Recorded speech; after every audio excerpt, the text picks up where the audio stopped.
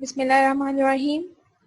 हमारे इस लेक्चर में हमने सॉफ्टवेयर क्वालिटी स्टैंडर्ड में दो स्टैंडर्ड्स को स्टडी करना है। एक हमारे पास कैपेबिलिटी मैच्योरिटी मॉडल है, दूसरा हमारे पास सिक्स सिग्मा का एक स्टैंडर्ड है जिनको हम स्टडी करेंगे।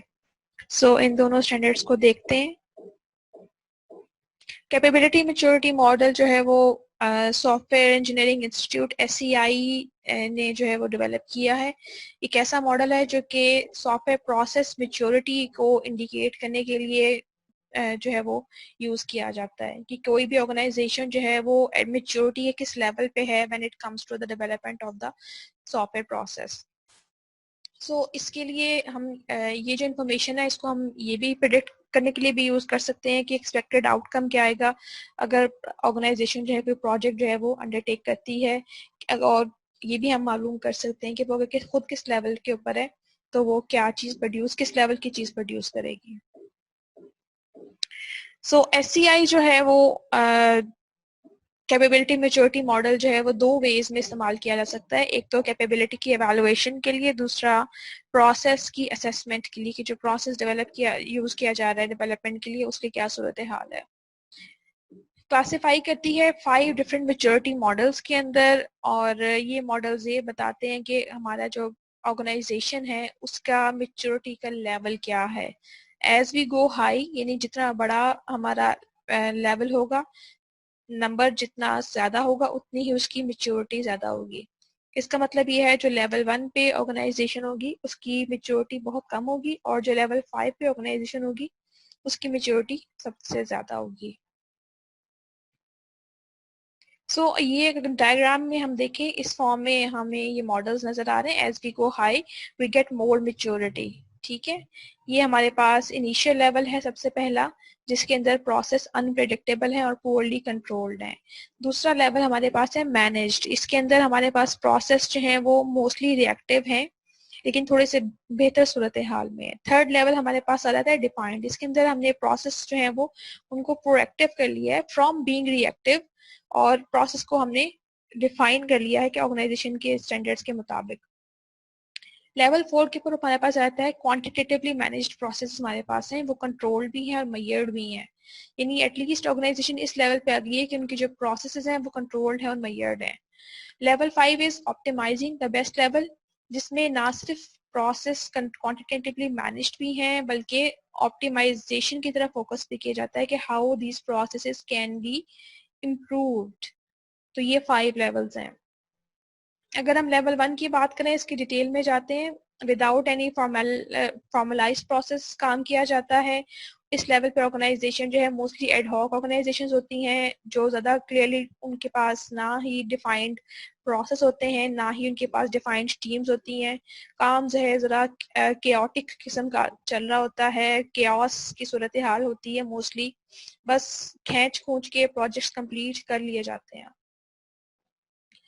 और डिफरेंट जो इंजीनियर्स हैं वो अपनी मेथोडोलॉजीज फॉलो करते हैं। जिस तरह से हम ये सुनते भी आते हैं कि जी हमें ये कहा जाता है कि जो लोग सॉफ्टवेयर हाउसेज में काम करते हैं वो कहते हैं जो सॉफ्टवेयर इंजीनियरिंग के कॉन्सेप्ट्स हैं वो यहाँ पे एप्लीकेबल नहीं है। एप्लीकेबल क्यों नहीं है? बिकॉज उनको पता ही नहीं है कि स्टैंडर्ड्स कौन से फॉलो किए जाने चाहिए या स्टैंडर्ड्स की जरूरत क्यों है। बिकॉज उनका मेच्योरिटी लेवल ही कोई नहीं है। बिकॉज वो उनकी ऑर्गेनाइजेशन इस चीज पे फोकस नहीं करती कि हमें जो है वो मेच्योरिटी और स्टैंडर्डाइजेशन की तरफ जाना है।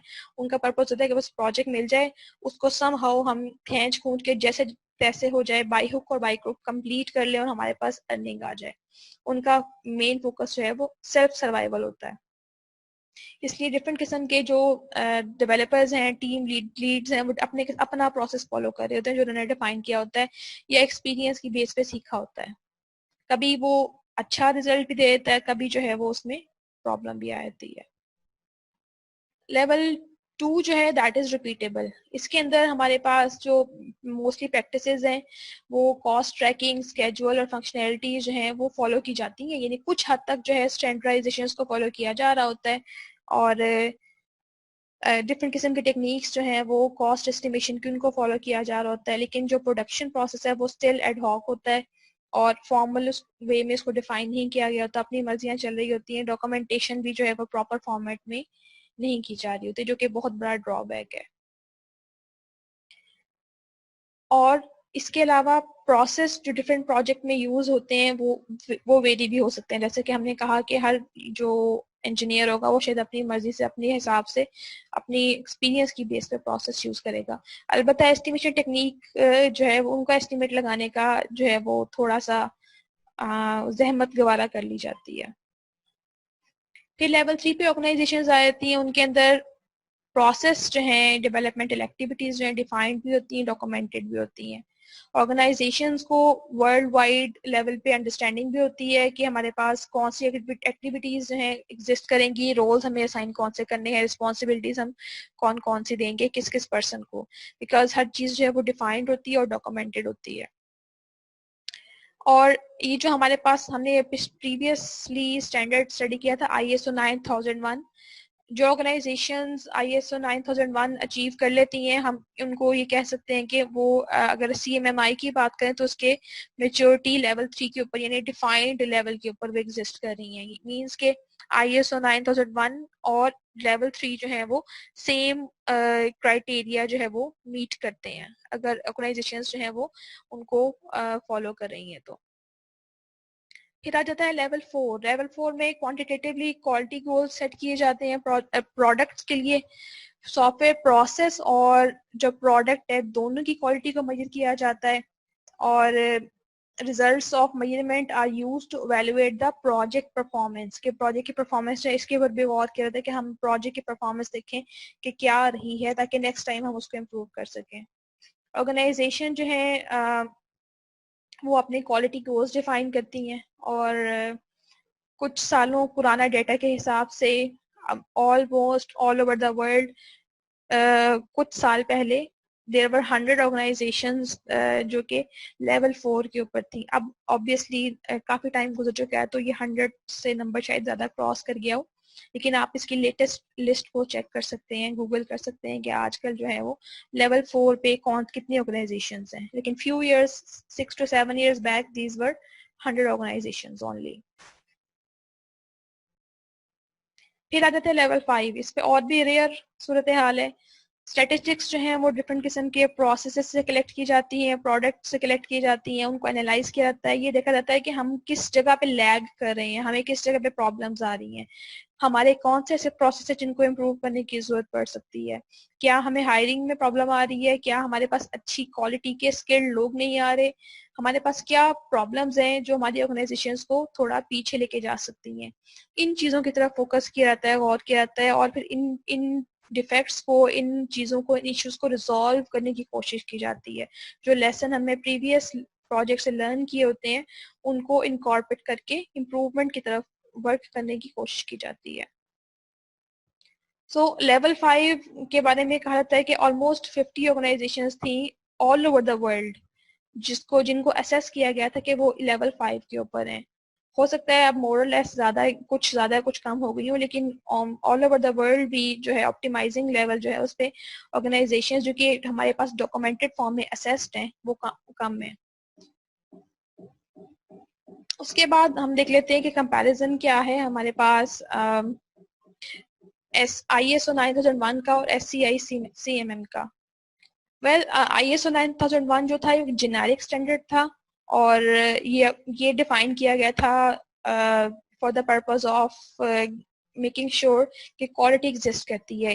लेकिन जो CMM असेसमेंट है वो इंटरनल यूज के लिए जो है वो मोस्टली की जाती है और इसका पर्पस मोस्टली होता है to target the software houses यानी सॉफ्टवेयर डेवलपमेंट ऑर्गेनाइजेशंस का इसका टारगेट, जबकि 9001 का जो स्टैंडर्ड है वो यूज किया जाता था फॉर द जेनेरिक, किसी भी कंपनी के लिए आप यूज कर सकते थे। लेकिन CMM जो है वो आपका उसका मेन पर्पस है कि आप सॉफ्टवेयर हाउसेस या सॉफ्टवेयर डेवलपमेंट प्रोसेसेस को उसके लिए डिफाइन किया गया है। ठीक है, सॉफ्टवेयर इंडस्ट्री के लिए डिफाइन किया गया है और कई इश्यूज ऐसे हैं जो सॉफ्टवेयर इंडस्ट्रीज में ये उनको एड्रेस करता है जो 9001 में हमें डिस्कस किया था कि वो असेस नहीं करता।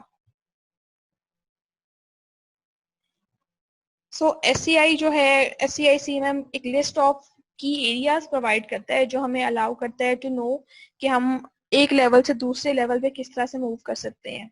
यानी हम अब इम्प्रूवमेंट किस तरह से लेके आ सकते हैं, जबकि ISO 9000 जो सीरीज है उसके अंदर ये इम्प्रूवमेंट वाली ऑप्शंस मौजूद नहीं है। आपको हर बार जो है वो नए नए सिरे से जो है वो प्रोसेस एवेल्युएशन करवानी पड़ती है। उसके बाद आए थे हमारे पास एक और मेथड, एक और standard, that is called 6 sigma. 6 sigma एक क्वांटिटेटिव अप्रोच है जो हमें हेल्प करती है कि हम जो डिफेक्ट्स हैं उनको एलिमिनेट कर सकें अपने प्रोसेस के अंदर, ताकि वो प्रोडक्ट के अंदर ना जाएं। अब ये ना सिर्फ सॉफ्टवेयर हाउसेस बल्कि जनरल इंडस्ट्रीज के लिए भी एप्लीकेबल है, just like ISO 9000 series and other series. So ये जो वेरी करता है, ये मैन्युफैक्चरिंग, प्रोडक्ट डेवलपमेंट और सर्विसेज हर चीज को कवर करता है। इसमें मोस्टली स्टेटिस्टिकल फार्मूलाज यूज किए जाते हैं टू एवेलुएट कि हमारे पास क्वांटिटेटिवली कोई प्रोसेस जो है वो किस तरह से वर्क कर रहा है, लेकिन मेन पर्पस क्या होता है, to know how the process is performing, उसकी परफॉर्मेंस क्या है उसको एनालाइज करने के लिए हम ये मेथडोलॉजी यूज कर सकते हैं। 6 सिग्मा में हमारे पास जो है वो क्राइटेरिया क्या है। वेल अगेन इसमें भी हमारे पास 4 सिग्मा, 5 सिग्मा, 6 सिग्मा, ये डिफरेंट किस्म के लेवल्स जो हैं वो डिफाइन किए गए हैं। एक प्रोसेस जो है must not produce more than 3.4 defects पर मिलियन अपॉर्चुनिटीज। ठीक है, ये अगर ऐसा कुछ सूरत हाल है तो हम कह सकते हैं it is the product which is at level of 6 sigma, जिसने 6 सिग्मा अचीव कर लिया है। जिस एक जगह हमारे पास 1 मिलियन अपॉर्चुनिटीज के अंदर हमारे पास सिर्फ 3.4 डिफेक्ट्स आए, जो कि बहुत कम है। अगर आप इतने बड़े प्रोजेक्ट की बात करते हैं, इतनी बड़ी प्रोडक्ट की बात करते हैं, तो डिफेक्ट्स हैं वो 3.4 होना तो बहुत ज्यादा, बहुत कम वैल्यू है। तो इसलिए बहुत रेयर होता है कि आपकी कोई भी प्रोडक्ट जो है वो लेवल 6 की 6 सिग्मा पे पहुंचे। अलबत्ता अगर आप 5 सिग्मा की बात करते हैं तो अगर हमारे पास let's say line of code जो है वो 1 मिलियन है, उसमें 230 डिफेक्ट्स हो सकते हैं। फॉर एग्जांपल अगर हमारे पास जो है वो 6000 समथिंग डिफेक्ट्स इतने आते हैं, 6210 defects to be exact 1 million के अंदर, तो हम कह सकते हैं हमारी प्रोडक्ट जो है वो 4 सिग्मा पे लाई कर रही है। तो ये एक स्टैंडर्ड गिवन है अगर हम 6 सिग्मा की बात करते हैं। जो रिमेनिंग 3 सिग्मा या 2 सिग्मा या 1 सिग्मा जो है वो इससे भी बिलो फॉल करते हैं। ठीक है, तो जो 6 सिग्मा की मेथडोलॉजीज हैं उसके अंदर ये 2 मेथडोलॉजीज आती हैं, DMAIC यानी define, measure, analyse, improve and control. ये मेथड को यूज किया जाता है। या फिर हमारे पास दूसरा एक मेथडोलॉजी है DMADV, define, measure, analyse, design and verify. इन 2 मेथडोलॉजीज को हम यूज कर सकते हैं। ये मेथडोलॉजीज जो है इनको इम्प्लीमेंट कौन करता है? अब इनको इम्प्लीमेंट कॉमन लोग, हम लोग नहीं करते हैं। इसके लिए इनके ट्रेनर्स मौजूद हैं। उनको हम डिफरेंट किस्म के लेवल्स डिफाइन है उन ट्रेनर्स के लिए। और ग्रीन बेल्ट ट्रेनर्स भी हैं, कुछ ब्लैक बेल्ट वर्कर्स हैं, कुछ हमारे पास मास्टर ब्लैक बेल्ट वर्कर्स हैं। अब ये वो लोग हैं जिन्होंने ये सर्टिफिकेशंस ली हुई हैं 6 सिग्मा की, और वो ट्रेंड हैं to analyse and to measure the circumstances के हमारे पास ये जो हमने मेथडोलॉजीज की बात की है उनको इम्प्लीमेंट करके चेक कैसे करना है किसी ऑर्गेनाइजेशन को, किसी प्रोसेस को। और एक चार्ट डिफाइन किया जाता है, इसे कहते हैं पेरिटो चार्ट। ये सिंपल बार चार्ट की फॉर्म में डिफेक्ट्स का जो डेटा है उसको रिप्रेजेंट करता है कि हमारे पास डिफेक्ट्स कितने आइडेंटिफाई हुए हैं प्रोसेस में या ऑर्गेनाइजेशन में, और उसके हिसाब से जो है वो ऑर्गेनाइजेशन जो है वो किस लेवल पे, किस सिग्मा के, किस सिग्मा 5 है, सिग्मा 6 है, किस लेवल पे एग्जिस्ट कर रही है। ठीक है, ये वो ट्रेनिंग के जो डिफरेंट लेवल्स हैं हमारे पास, डिफरेंट किस्म की 6 सिग्मा में ट्रेनर्स के लेवल होते हैं। वाइट बेल्ट ट्रेनर्स हैं, देन येलो बेल्ट ट्रेनर्स हैं, ग्रीन बेल्ट ट्रेनर्स हैं, देन ब्लैक बेल्ट हैं, देन सबसे जो टॉप ये जो मास्टर ट्रेनर है that is called master black belt trainer. इसके अंदर अगर हम वाइट बेल्ट ट्रेनर की बात करते हैं तो इनका इंट्रोडक्टरी लेवल का नॉलेज होता है, प्रॉब्लम सॉल्विंग और टीम्स इन लेवल पे काम करते हैं इनको आइडेंटिफाई करने के लिए। जो येलो बेल्ट ट्रेनर्स हैं वो as a project team member participate कर सकते हैं, रिव्यू कर सकते हैं इम्प्रूवमेंट्स को, कि प्रोसेस में इम्प्रूवमेंट्स कहाँ पे हुई हैं और कहाँ पे इम्प्रूवमेंट हो सकती हैं। ग्रीन बेल्ट ट्रेनर्स आ जाते हैं जो कि हमारे पास असिस्ट करते हैं डाटा कलेक्शन को और एनालिसिस को, for the black belt projects, यानी ये असेस करते हैं नेक्स्ट लेवल के ब्लैक बेल्ट ट्रेनर्स को। अब ये लीड करते हैं as a team leader to solve the problems the project has, और कोच करते हैं how to manage these things. Team की कोचिंग भी, प्रोजेक्ट टीम कोचिंग भी इनकी जिम्मेदारी होती है। देन हमारे पास जो टॉप मोस्ट हैं वो है मास्टर ब्लैक बेल्ट ट्रेनर्स। ये ट्रेनिंग भी देते हैं, कोचिंग भी प्रोवाइड करते हैं to green belt and other six sigma programme levels को, टू मेक श्योर कि how things are working and properly. ठीक है। और इसके अलावा अगर हम जेनेरिक बात करते हैं आईएसओ स्टैंडर्ड्स की, तो हमारे पास करंट ट्रेंड्स क्या मूव कर रहे हैं। Organisations have already started to try and look for optimization of the budget, schedule and quality, क्योंकि हमारे पास competition with the passage of time increase कर रहा है, और कोशिश ये होती है कि हर जो ऑर्गेनाइजेशन है वो डिलीवरी टाइम कम से कम जो है वो ऑफर करे, और जो है उनका बजट भी जो है वो इस तरह से हो कि वो एक्सेप्टेबल हो कस्टमर के लिए। So mostly organisations they try to have some kind of as.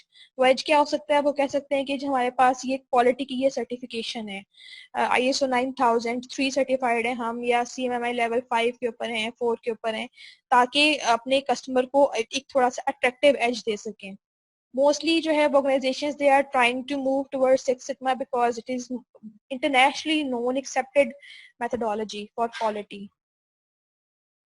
ये कुछ लिस्ट ऑफ कंपनीज है पाकिस्तान में according to the data of 2009, जो CMMI के डिफरेंट लेवल्स पे थे। ये सॉफ्टवेयर हाउसेज हैं जो हमने एक लिस्ट में से एक्सट्रैक्ट किए हैं जो टॉप पे एग्जिस्ट कर रहे थे। मोस्टली सॉफ्टवेयर हाउस पाकिस्तान में लेवल 2 के ऊपर है, लेकिन कुछ ऐसे भी हैं जो लेवल 2 पे भी नहीं है। तो लेवल 3 पे आपको बहुत कम नजर आएंगे, लेवल 4 पे फिलहाल हमें 2009 में कोई नजर नहीं आया था, और लेवल 5 के ऊपर हमारे पास नेट सोलो और NCR पाकिस्तान ये दो थे। ठीक है। हो सकता है लिस्ट इनकम्प्लीट हो, इसमें कुछ और सॉफ्टवेयर हाउसेज ने अपनी असेसमेंट शेयर ना की हो। लेकिन हालात ये जो है इस किस्म के हालात चल रहे हैं पाकिस्तान में। ये कुछ रेफरेंसेस थे आज के लेक्चर के लिए। हमने इस सोर्स से जो डेटा था वो गेट किया था। आप अपने सेल्फ के लिए सेल्फ जो वर्क है उसके लिए भी कर सकते हैं, आप ये चेक कर सकते हैं ऐसी कौन सी ऑर्गेनाइजेशन है पाकिस्तान में जो कि सिक्स सिग्मा बेल्ट होल्डर हैं, वो कौन सी ऑर्गेनाइजेशन हैं। और आप ये भी चेक कर सकते हैं कि पाकिस्तान में कैसा ट्रेनर है जो कि मास्टर ब्लैक बेल्ट ट्रेनर है। ये इसको थोड़ा सा एक्सप्लोर करें। Any questions regarding this lecture?